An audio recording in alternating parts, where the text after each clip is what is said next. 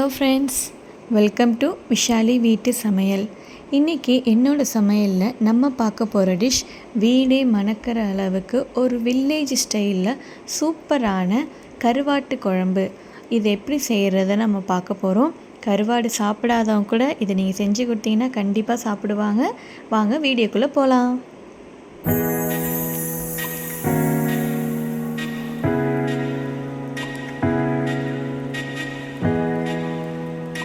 பாருங்கள், தேவையான பொருட்கள் நான் எடுத்து வச்சுருக்கேன். தக்காளி, பச்சை மிளகாய், சின்ன வெங்காயம் 1-2 வெட்டிக்கோங்க. பூண்டு உரித்து வச்சுக்கோங்க. சோம்பு, வெந்தயம் எடுத்திருக்கேன் தாளிக்கிறதுக்கு. நான் கருவாடை எடுத்து சுடுதண்ணியில் கொஞ்சம் கை பொறுக்கிற அளவுக்கு சுடுதண்ணியில் எடுத்து லைட்டாக ஊற வச்சுருக்கேன். ஒரு 10 நிமிஷம் இது ஊறினா போதும். மிளகாத்தூள், அப்புறம் புளி எடுத்து வச்சுருக்கோம். ஒரு பாத்திரம் எடுத்துக்கோங்க. எண்ணெய் நல்லா நிறையா சேர்த்துக்கோங்க. அப்போ தான் இது கொஞ்சம் நல்லா டேஸ்டியாக இருக்கும். ஃபஸ்ட்டு நம்ம கருவாடை இதை பொரித்து எடுத்துடலாம். ஏன்னா நீங்கள் கருவாடை பொரித்து முன்னாடியே எடுத்துட்டீங்க அப்படின்னா உங்களுக்கு நல்லா இருக்கும். அது உடையாமல் வரும். குழம்புல போடும்போது உங்களுக்கு உடையாமல் வரும். இதை நல்லா பொரித்து எடுத்துருங்க. பாருங்கள், இந்த மாதிரி பொரிச்சாச்சு. இப்போ அது ஒரு பிளேட்டில் எடுத்து வச்சிடலாம். நம்ம எடுத்து வச்சுருக்க தாளிக்கிறதுக்கு சோம்பு, வெந்தயமும் இதில் சேர்த்துக்கலாம். இது நல்லா பொரியட்டும். பாருங்கள், நல்லா பொரிஞ்சிருச்சு. இப்போது நம்ம வெட்டி வச்சுருக்க வெங்காயமும் பச்சை மிளகாயும் இதில் சேர்த்துக்கலாம். வெங்காயம் ரொம்ப நைஸாக வெட்ட வேணாம். இந்த மாதிரி 1-2 வெட்டிக்கோங்க. அப்போ தான் உங்களுக்கு நல்லா இருக்கும். மண்பானையில் செய்யும்போது அதோடைய டேஸ்ட்டே வேறு மாதிரி இருக்கும். கண்டிப்பாக நீங்களும் அதில் ட்ரை பண்ணி பாருங்கள். பூண்டு உரித்து வச்சுருக்கோம். ஸோ பூண்டுமே நம்ம இதில் சேர்த்துக்கலாம். நல்லா இது ப்ரௌன் கலரில் வர வரைக்கும் இதை நல்லா வதக்கி எடுத்துக்கலாம். பாருங்கள், நல்லா வதங்கிடுச்சு. இப்போது நம்ம ஒரு 3 தக்காளி கட் பண்ணி வச்சுருக்கோம். இந்த தக்காளியை இதில் சேர்த்துக்கலாம். அதையுமே எண்ணெயில் நல்லா வதக்கிக்கோங்க. பாருங்கள், நல்லா வதக்கி எடுத்துக்கோங்க.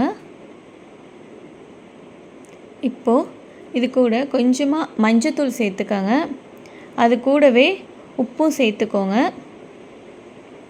மஞ்சத்தூள், உப்பு சேர்த்து நீங்கள் தக்காளியோட ஒரு மூடி போட்டு ஒரு 2 நிமிஷம் நீங்கள் மூடி வச்சிட்டிங்க அப்படின்னா நீங்கள் அது நல்லாவே வெந்துடும். தக்காளி நல்லா வெந்துடும். உங்களுக்கு நல்லா வதக்கிறதுக்கு ரொம்பவே ஈஸியாக இருக்கும். இங்கே பாருங்கள், நான் தக்காளி கொஞ்சம் பெருசாக தான் வெட்டியிருந்தேன்.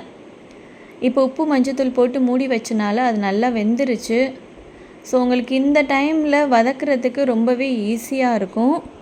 எப்போவுமே என்ன டிஷ்ஷு செய்கிறதுனாலுமே இதை நீங்கள் ட்ரை பண்ணி பாருங்கள். உங்களுக்கு ரொம்பவே ஈஸியாக இருக்கும்.